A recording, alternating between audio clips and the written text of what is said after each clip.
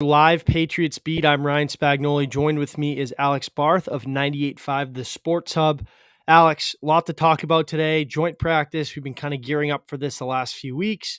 Obviously did a quick preview yesterday, but I think today we can both agree was their first, guns were flying. That was some real football, some physical football for the first time we've seen all camp. Yeah, this was a huge day, big day for the Patriots. I think now, and I talked about it at the end of the last show. I mean, cards on the table, right? What we're seeing now is real. I think you can take a ton out of the performances, out of usage, out of things like that, and we'll get into individual examples of that. That's basically what this whole show is going to be, right? But yeah, this was real. Yeah, and I Who's also tweeting thought at you, Ryan? You still get the Twitter notifications with if your my if my 14,000 followers. You still think it's important to that hear every little one, every little that chirp? means I have a good mic. If you can hear I just shut my phone off. It's on sound for the first time in like 3 years. But Yeah, um, psychopath with your phone on sound. so, anyways, I thought at least early on, it did take them a little bit to kind of get into some team drills, but once they did, it was going. And I guess we can start from the front. Obviously, kind of started not to get into too much of the details because we can't, but I thought the one-on-ones was probably the only time, and feel free to disagree, but at least from my point of view, the one-on-ones, and obviously the advantages to the offense, there's no rushers, right? They're going to give them a little bit extra time to get open. But refs were there. They were throwing flags. I thought that was probably as crisp as the quarterbacks and wide receivers were for most of the day. I thought, and we can get into it in a minute because the matchup we talked about yesterday, we saw right away, and we know who won. So.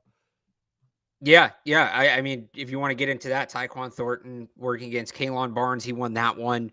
He won. Burned him. I had him It was a as great ball from Mac Jones, too. great ball for Threw to a Mac, like spot. right on the fingertips. Yeah, threw to a spot. I thought he was very good. I had him as 2 of 2 in the one-on-ones. He had a couple of catches in team drills as well. I think you saw that progress, and he still probably got a little bit of ways to go. And Troy Brown was very quick to pump the tires when he spoke to the media yesterday about Tyquan Thornton. He's still a rookie. It's just one catch in a preseason game. He's still a rookie. So I think although I think he's very good, I think they are tempering expectations on him. We'll see exactly what that means when the regular season starts. But yeah, he had a good day today.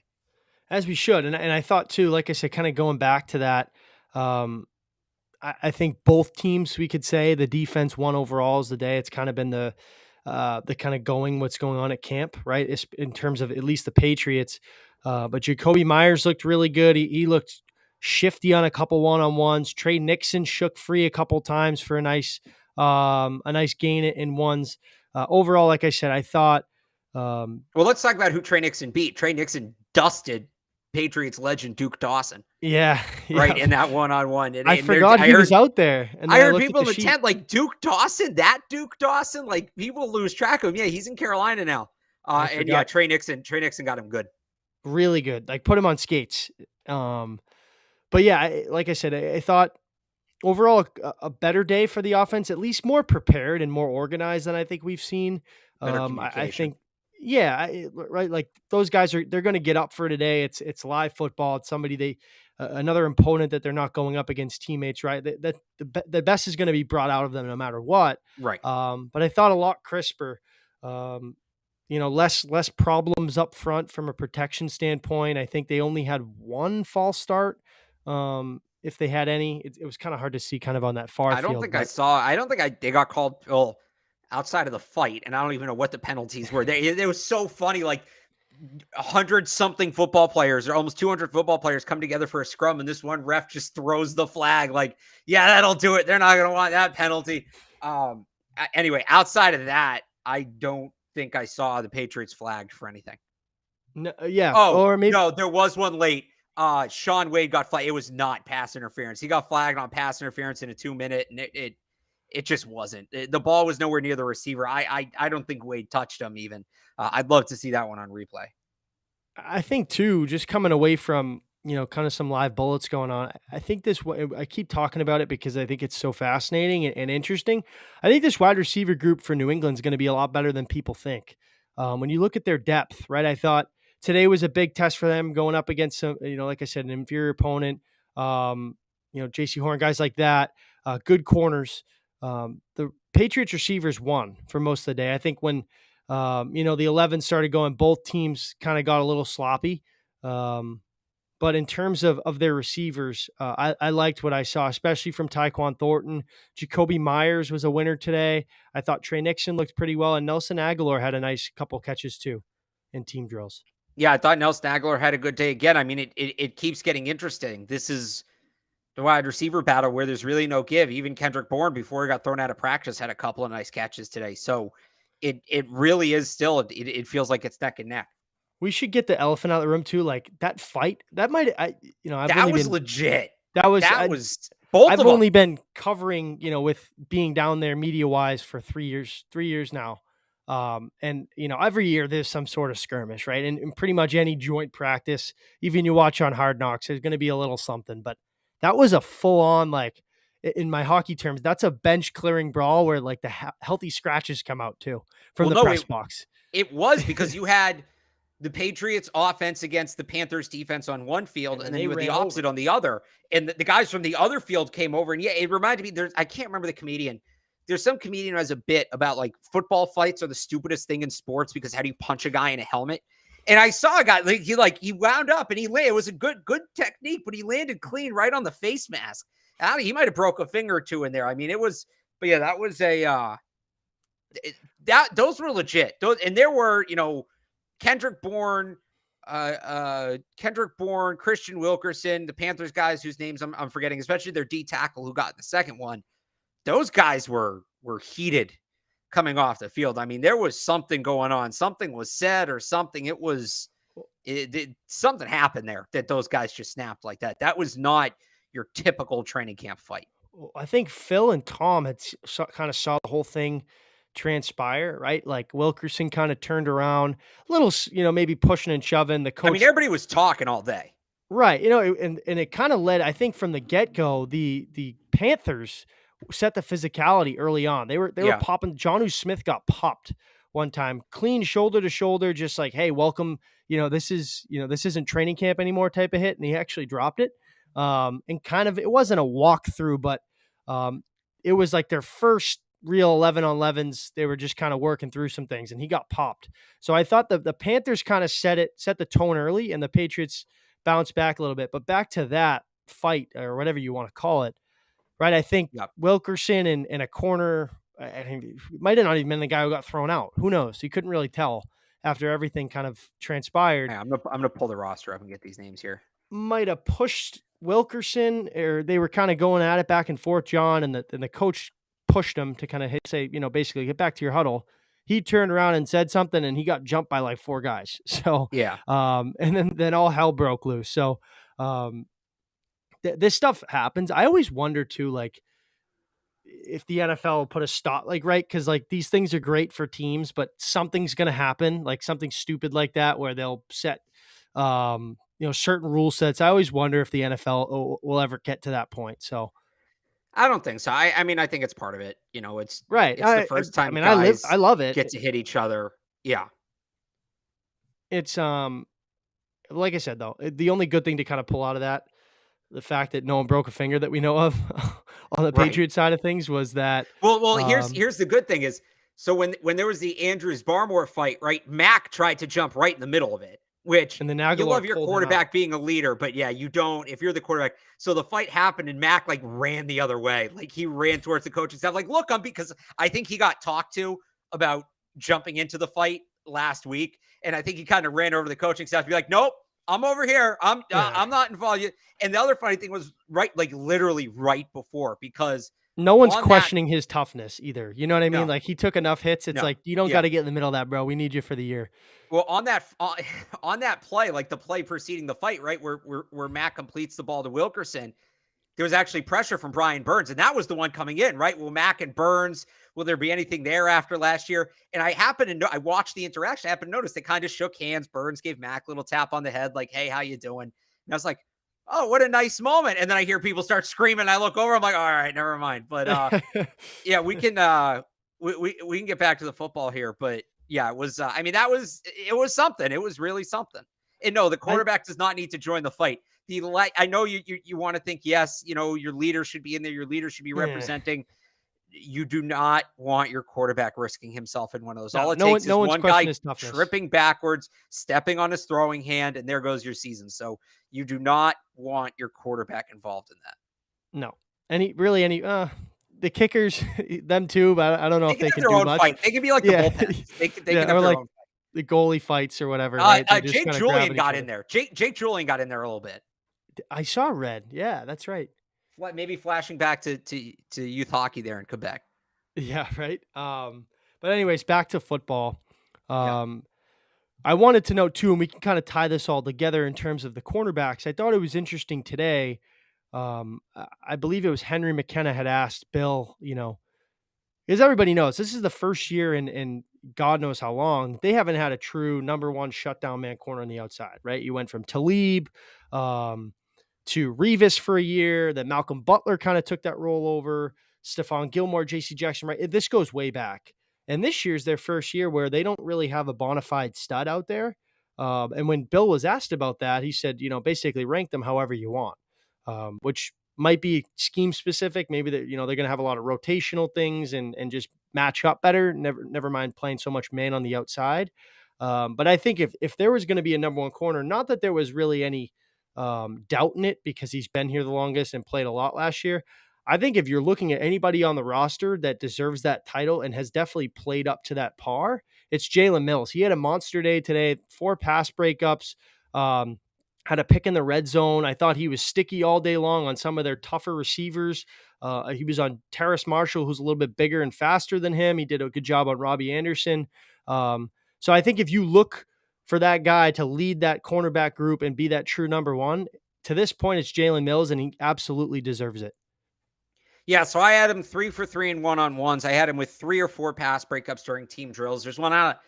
I don't know if he got a hand on it. The pass was incomplete. It was good coverage. I don't know if he actually knocked it down, but he was excellent today. And you're right. Bill getting asked before practice about having a number one corner, and he said, number them however you want. We're going to play the guys we're going to play, and that's the right answer. But this was a big day for Jalen Mills. And I know there's some questions about the Panthers quarterback situation. And by the way, Baker Mayfield and Sam Darnold both looked horrible. Like, really, I saw Sam Darnold underthrow a guy by 20 yards. Like, I'm not exaggerating. 20 yards he underthrew, or maybe it was like 15 short and 5 to the side. But you know what I'm saying? I saw a tweet. It was Baker Mayfield either showing Sam Darnold how to give a handoff or handing him the ball, something like that. It was like, anyway. When the ball was near the receivers, and they have good receivers, right? In DJ Moore and Robbie Anderson, Terrace Marshall, right? Jalen Mills was near those guys. The ball may not have been, but Jalen Mills was right on them. Even if it was a good throw, they were covered. So I thought Jalen Mills was excellent today. He might have been the best player on the field today. He really, I know people don't really like doing that in training camp because everybody's doing different things, working on different things, but I thought Jalen Mills was the best player on the field today. Marcus Jones too. And I can't really remember, and you might know better than me, but at least in recent years, somebody that's not an interior guy, like a, offensive lineman, defensive lineman, not a first round pick, like Cole Strange, right? Everybody, they drafted him. They traded Shaq Mason. Like he was coming in to be a day one starter. I think it's a little bit easier for linemen if they, check all the boxes and have the play strength. But I can't remember a corner in Bill Belichick's time to come in right away and just put a stamp on that number one kind of slot corner role, right? Because John Jones has been primarily working on the boundary on the outside, and Jones didn't play a snap on Thursday, and he was with the ones pretty much all day today. And I think he had another good day. The athleticism with him, he's listed very small, but he plays a lot bigger, if that makes sense, right? Like it doesn't seem like his size really affects him because he's just so athletic and can basically run with anybody on the field. That's a guy that's going to be a real, chess piece for them this year defensively. Yeah, I think it speaks to how highly they think of Marcus Jones, that Jonathan Jones is playing on the boundary right now, because he's been such a good slot corner, and they're going to face a lot of good slot receivers this year, that kind of giving that spot to a rookie, you're not going to start at this point, like one practice, even two, I was like, all right, they're experimenting with something. I think we're past that now. Like this is something they're not, Oh, yeah. It's gone from experimenting to something they're working on. you're not going to work on Jonathan Jones on the boundary. And I see people asking how he looked on the boundary. We can get into that part in a second, but you're not going to start planning to put him on the boundary, even, part of the time, if you're not comfortable, you have somebody in the slot who can hold it down. And I think with Marcus Jones, they feel comfortable. They have that guy. So credit to him. As for John Jones on the boundary, because people keep asking, he had his moments today. I think it's still, he's still learning. He's held up better than I thought he would. And I think that there's room to grow. So like there was one that it was a deep ball, like 50, 60 yards to DJ Moore that Baker Mayfield it was in the air forever. I mean, it looked like a punt. It just hung up and it almost looked like a game of what was that? What was that game called? Flies Up, right? When Jackpot? I don't know. Yeah, Jackpot was another one. There's different versions of it. There's one with points. There's one where you just catch the ball. When it's everybody's down on one end of the field and one kid's down on the other, and you throw the ball up, and if somebody catches it, they get to be the thrower. The ball is up there forever, and Moore just made a better adjustment on the ball than Jones did. And he was able to get to it, and that's, he's a bigger receiver. That kind of play is not something you deal with in the slot as much, so it makes sense that Jones might have some growing pains there. But they go into those 2-minute drills at the end of practice, which each team ran 2. I think that the Panthers did 2 minutes. I think the Patriots did like 1:20 each. But Jonathan Jones was quarterbacks were 0 for 3 targeting him during that drill on the boundary. So he was better there. You kind of saw the growth again. And I don't know. This was practice, right? They're working on it.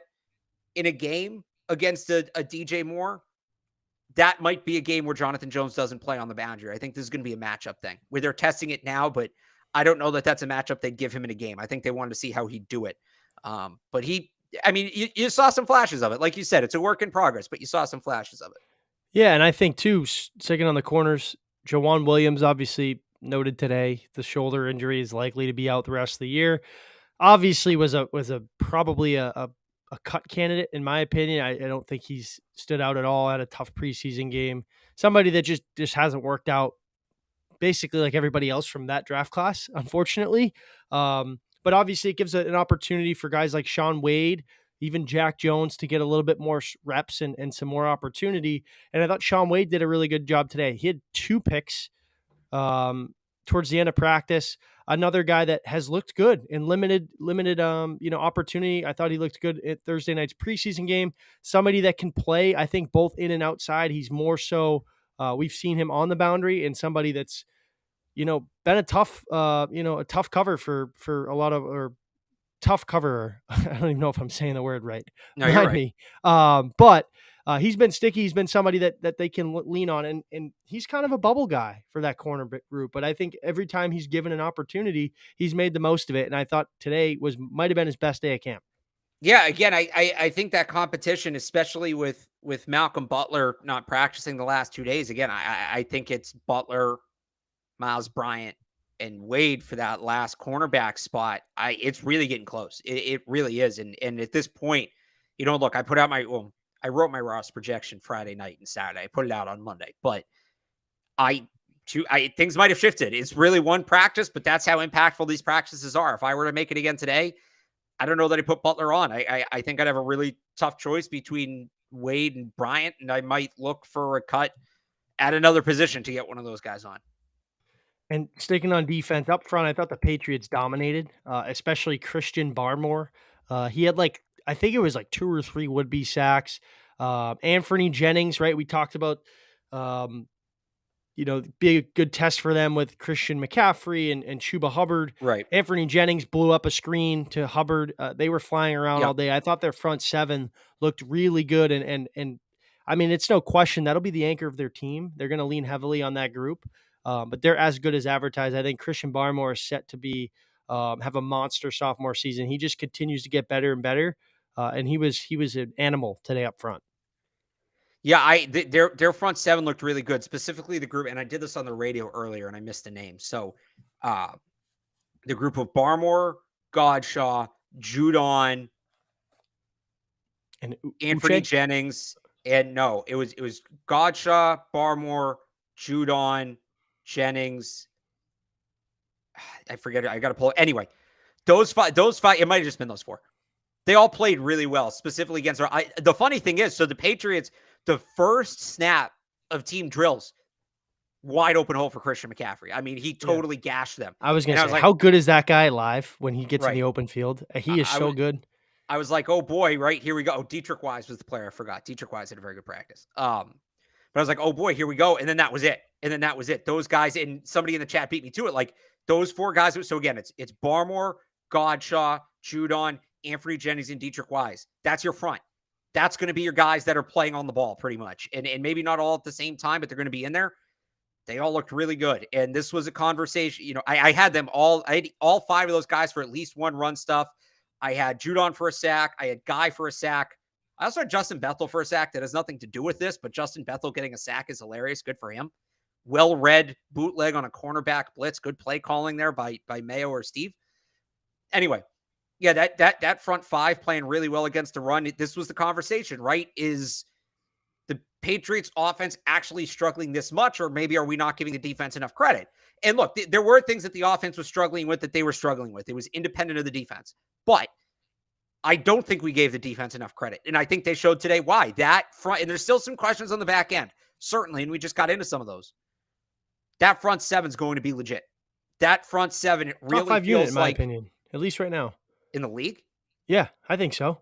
Okay. I need to see a little more. I need to see how I'm it not shakes getting up. hot takes. I mean, Let's mark the tape here on that. I'm not saying it's impossible. I think it's early to make that declaration. But let's mark the tape I mean, here you and could read on make an that one. argument last year for what was it? 3/4, 3/5 of the season that group was. Obviously, they tailored off The towards the end of group the year. wasn't. Judon was. Yeah, but I mean, he's getting a lot of those because of how line works, right? Like he's getting his because other guys are getting double teamed. Like they did a really good job. I thought that front was really good early on last year. Well, okay, And so their secondary was better, so it obviously it helps. But yeah. I To don't think it's me, that crazy, to be honest. I definitely think it's possible. It's more just like it's very early to have that take. Like we don't know some of these other teams. There's still position battles going on, right? We can come back to that. We'll come back to that a couple times this year. I know it's a good point. I think, and you talked about it there, right? Judon and Barmore caused the trouble. And I've said this before on this show. I've said this before in a number of shows. It's, can they get that third guy on the other side so teams can't focus their protection towards Judon, right? Set the protection on Judon and Barmore and basically leave the strong side one-on-one. Can they get somebody who's going to make teams think?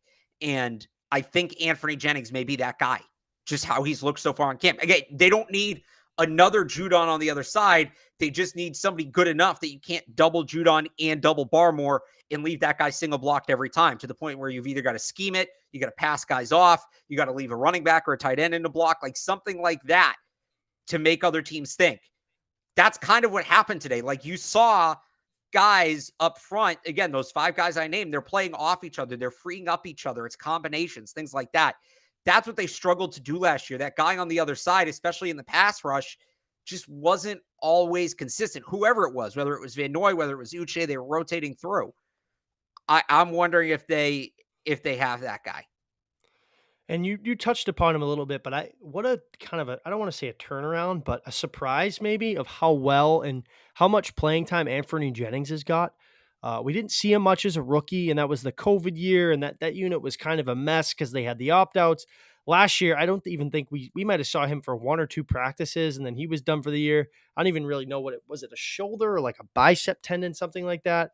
And he came back, and I think this spring, early on, maybe even the summer before training camp, a lot of people might have had him not even as like a surprise cut, but hey, this guy's got to really play well to make the roster given the depth at that position. And he's strung a lot of good days together. And like you said, he's on that first team defense for a reason. And somebody that I think is really going to help that turnover of, guys who've played a lot of snaps for you over the past couple, past 6-7 years with Hightower and Van Noy and Collins. He looks like a real player and somebody that's going to help contribute to that front 7. Yeah, I would agree with that. So, sticking, I guess, offense, like you said, we'd spent 20 minutes on the defense there. So you can kind of tell who won the day for both teams. I mean, the defense, the story, you take the fight out, the story of the day is the defense looked, especially the front, looked unbelievable. And it's beyond the Panthers having no quarterback. And I don't think PJ Walker got any reps, even though he's the best quarterback on the team, and that's a shame. Wow. Give the XFL MVP some respect, please, Matt Rule. But And the It goes gift of beyond the Panthers not having quarterbacks. how much did Corral get too? Because we can get into that. Just quick note that they gifted the Patriots a third round pick in this Yeah, year's third upcoming draft they to just go out basically and trade for Baker. so they traded a fourth in the draft and then a third that's coming up this year for that They moved third. up 30 slots. It was like So 122 to 92 or something. they basically, and then with the fourth rounder they got from the Panthers moving back, they took Bailey Zappi. Yes. So they basically added a third to take Bailey Zappi over Matt Corral, which, by the way, Bailey Zappi, better prospect than Matt Corral. Panthers blew that one. And like you said, they have now Baker, Sam Darnold, and Matt Corral. And I know Corral's younger, and And PJ Walker. Will you please respect I'm saying the MVP of the XFL? big time college football quarterbacks, the big names. They have 3 of them on the roster, and they don't know what to do with either of them. Matt Corral's a big name college quarterback. Last year he was. He was talked. It was mock drafts of him going in the top 10 halfway through the year before the leg. Those went away real quick. I never saw it with him. Finish I'm last year? not hyping him up by any means. I didn't see it. He was an I athletic never kid. saw it with him either. A poor man's. I mean, probably better thrower. All right, than Ole Manziel, Miss but finished 11th ranked 11th last year. I'll give you that one. yeah, they just spread it out and they scored. They ran they just ran it up on everybody. Look, he But replaced anyways, Shea Patterson. He is Shea Patterson. Shea Patterson was Ole Miss. He was, and then he transferred to Michigan. Yeah, wasn't Michigan. he? That's right. I think I'm thinking. I think you're right. I think you're right. He was a 5-star coming out though. Yeah, he transferred But from Ole Miss to Michigan. Corral didn't replace him. There was somebody in between, but yeah. And yeah, so like I said, quarterbacks for Carolina. I'm interested too. This is just a side note. It's supposed to pour tomorrow. Is there? I don't remember any joint practices where it's supposed to be heavy rain in the forecast. Is it too early for them to go inside? They won't go inside. No, they don't go inside when it rains. Ryan, come on, you've been doing this for. I guess they were COVID. With the other team being here, you know what I mean. They practice. They are going to. They are going to run the ball, run the ball, run the ball. It will be a big ball security day. And you mentioned, earlier in the show, the Patriots receivers had some loose hands today. Bill's going to see that. He's going to see the rain. He's going to get all excited. Going to be a big ball security day tomorrow. Yeah, no, he loves it. They might not throw a pass. They might not. I'm kidding, but it's going to be a run heavy day, a ball control kind of day tomorrow. I would bet that. Right. So, anyways, like you said, the defense won the day. I think it's been the story of camp. Anything in particular to you? And I guess I can go after a few things in terms of the offense. Anything you saw that looked better than we had? I mean, at least for me, it's the communication. They looked more organized up front, better with their protections. You could hear their offensive line coach. I'm blanking on his name. It's Patricia, but he's obviously working with the offense. Their assistant, Billy Yates was, screaming good things, right? Like awesome job with the protection. That basically they won reps. At least when they did the team period stuff kind of in front of us before the gun stopped firing. I thought that was the biggest thing. The offense was still a little slower in terms of, their consistency moving the ball, but I think it's been better since, last week the sky was falling, and it's definitely taken a turn from there. Yeah. So I'd add on that in causation does not equal, what is it? Causation does not equal correlation. Is that the saying? I don't know. We'll say it is. Yeah, we'll say it is. It's basically that just because one thing and another line up doesn't mean that they're directly related. Patriots offensive line has looked a lot better since Isaiah Wynn went out. And Yodny Kachus has looked really good the last couple of practices. Again, is the entire offensive turnaround because Isaiah Wynn is out? Probably not. That feels very extreme. And I just know from watching it, not all of their problems were due to Isaiah Wynn. Was Isaiah Wynn great when he was in there? No, but some of it extends well beyond him. Kachus was 2-0 today. He's had a great camp. Kachus was good today. Bill said it's the best camp he's had. I wonder, and Bill said today that Isaiah Wynn's day to day. We'll see if he's out there tomorrow. At what point does Isaiah Wynn come back and have to compete for his job instead of returning to it? I think right away. I do. You think we've crossed that line at this point? It's been something that's carried him throughout his entire career, and he's in the last year of his contract. I know he's playing this year on the 5th year option, right? Because they didn't pick it up for Sony, but they did for him. maybe it was one of those, like, they didn't know what they had in Cajuste until he got a real opportunity because he was hurt as a rookie. And then they had Brown and Wynn, and he just never really could find a spot on the field. Um, but that's a guy, you watch him at West Virginia, man, he was a mauler, like a mean Yeah. ass tackle, somebody that's in your face, somebody that's gonna, win a lot of sets. And I thought he looked really good. So I think we've crossed that, especially from Bill's comments today. He basically was asked about Isaiah with a little note about Yodny, and he went on and on about Yodny Kajust and said, basically we don't. And I know he doesn't have to speak on injuries yet because it's not the regular season. But I don't know what you think. I think we're getting to that point where Wynn comes back, and you might see some rotation in there. I think if he misses tomorrow and they have another good day tomorrow, I think that conversation comes up. I think that's probably where you're at that point. Not that Cajuste is the starter, but it's now an open competition, right? And then you have the week in Vegas to figure it out against some really good edge guys, right? Max Crosby Williams. Which one's the tight end? Max Crosby. Max Crosby. Thank you. Max Williams, the tight end. Camp's long, man. The one other observation I have from the offense, so they go into that 2-minute drill late. It was the final period of practice, right? The Panthers got 2 minutes, Patriots got 1:20, but it was like live with down markers and a clock and reps and everything, right? It's really close to simulating a game environment. Who was in the James White role for that? It was Ty Montgomery. Yeah. Ty Montgomery got the snaps in that. I think that's, and Bill raved about him before practice. I think that the writing's on the wall there. Ty Montgomery is going to be the James White of this team this year. Yeah, you saw it too in team drills. Like he's a guy who could play receiver and play running back, similar to James White. I think, it might take him a little long to adjust to that specific role, but he's done it before. Like, he's a capable receiver. He's somebody they can move all around and kind of be a chess piece for. And it just makes too much sense to put a guy like that, because you talked about it earlier with Ramondre. You have him for 3 more years. Damian Harris is up at the end of the year. You assume Ramondre and Damian are going to have the same amount of carries, maybe a little bit more for Ramondre this year, like a 60-40 split. You start playing him on third downs, you can kind of get into that conversation like we talked about. Are you burning him out? This is his second year in the league. Montgomery's a perfect fit for that role, I think. Somebody that, like I said, has had experience in that, did it with some good offenses in Green Bay, and then he came from New Orleans. So I think that's a good spot for him, and somebody that I think can help contribute. Bill thought the world of him. You saw him talk about him for 2.5 minutes about how much he's a pleasure to be around. He's a great teacher, somebody that wants to work hard. So seems like a great fit for him. Yeah, he could end up being a sneaky big pickup in free agency. Oh yeah.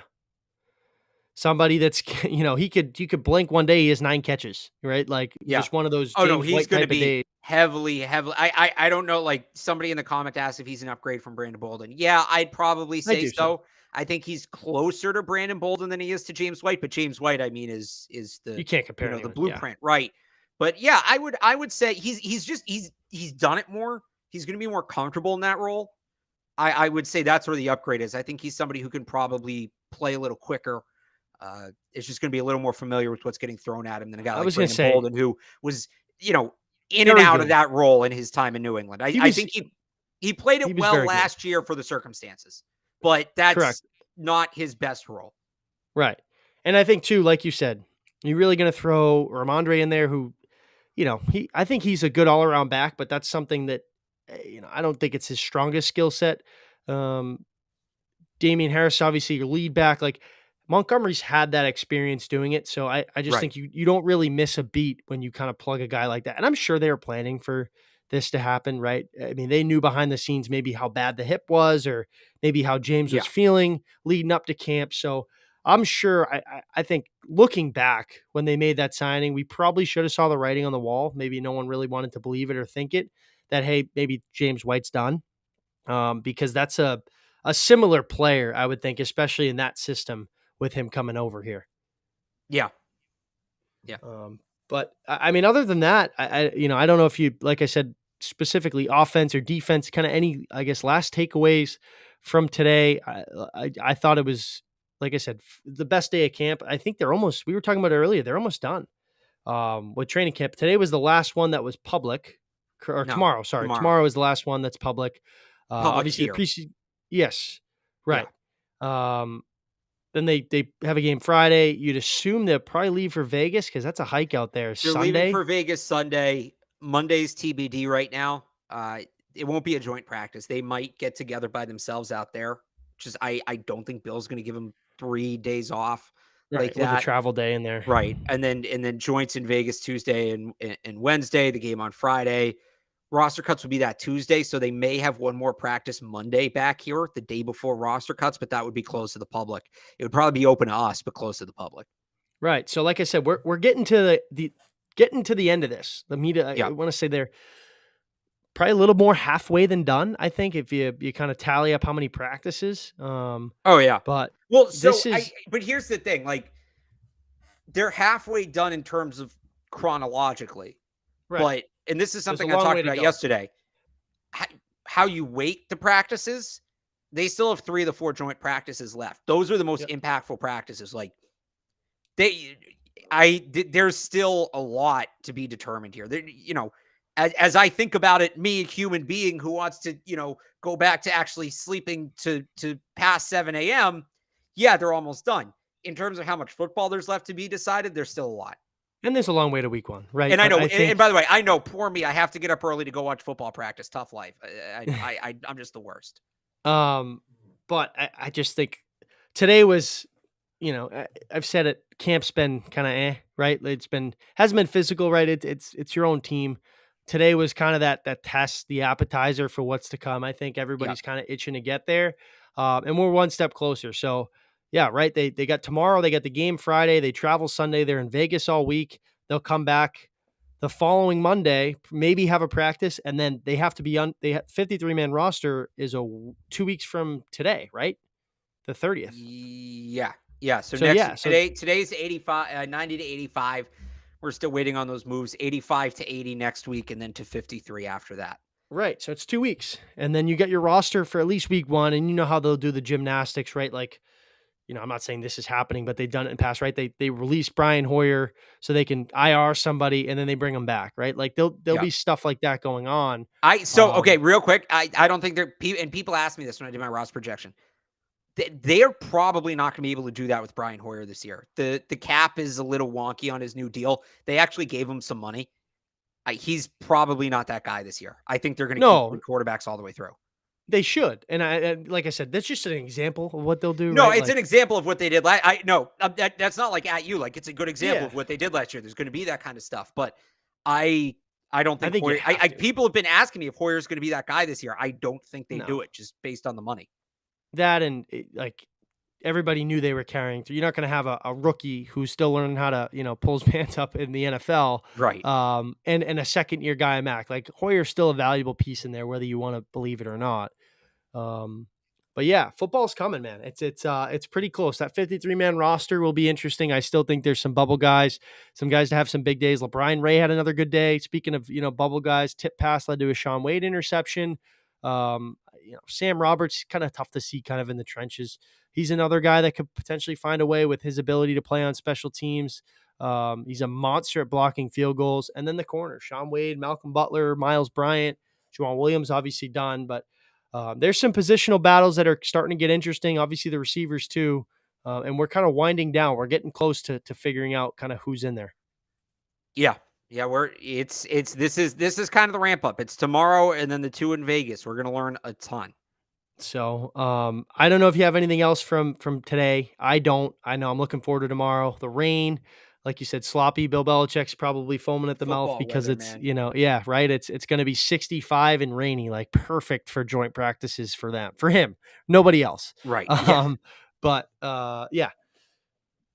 Yeah, no, I think I'm good on it. And I don't really know if there's a Boston Sports Minute, but we were talking earlier because something came out today. For all you I'm not a big video game guy. I'm really not. I'll play MLB The Show, for a little bit. I just play sports games. Not really into Madden. It's kind of the same game, but that's another story for another time. But NCAA football is coming back in 2024, so that would be next year. 2023, I thought. I think it said 24 for 24/7. So that would be like a year and a half. Anyways, they're going to have Road to Glory. Anybody familiar with the game? You start in high school, you get scholarship offers, you play all the 4 years. They're going to have dynasty mode, franchise mode, the same game, probably much better. I told Alex I'm going to put in for 3 weeks vacation right now for whenever that game comes out, because you got to leave me alone. That's going to Yeah. be the best video game. It still is to this day. If I had a Xbox or PS2, I'd play NCAA football 12. By the way, it's NCAA football 24. They number the games a year ahead, like Madden, right? Like Madden 23 just came out, or it's just Right. coming out. Okay. So So yeah, it's it's next year. NCAA. So it's NCAA football 24 coming out next year. First off, if Evan knew we were talking about this on his show, he would lose his mind. I will send him this clip. He is going to be in shambles. Yeah, I can't wait. It's a That's ton of something we fun. talked about all the time, though. You know what I mean? Like, remember Right. that game? Like, It's that game, honestly, like it is got me into college football, and got everybody knows how closely I follow the draft. And I think a big reason this show is popular as it is the draft coverage is, that game's a big reason I cover the draft like I do. It got me interested in it. So I'm excited it's coming out. I'm going to need wellness checks that week. I don't know if I'm going to eat or sleep or whatever. Like, there will be no Patriots beat that week, at least not with me. I'll tell you that right now. We'll be talking on party chat instead We'll of here. pre-record. Yeah, we might have to do it live on the game. Don't expect to hear from me unless you want to hear how many times I took Coastal to the Natty. But in between that, Madden taking a big step this year. It's good for the game of football, man. I think this is like baseball missed this. The show was so limited. These games help grow the game. They really do. And yeah, for sure. I'm excited for that game to grow college football. It'll be a blast. So that's it for us. Obviously, if you want any content, follow Alex at 98.5 The Sports Of. He's had a ton of stuff out on today's practice. We'll both be there tomorrow, have our thoughts via Twitter, and then we'll break it down probably around the same time tomorrow night. So looking forward to another day of joint practice. Hopefully the offense shows up a little bit more than the defense, but I think things are rolling in the right direction for both units. So Sure. we'll talk to everyone tomorrow.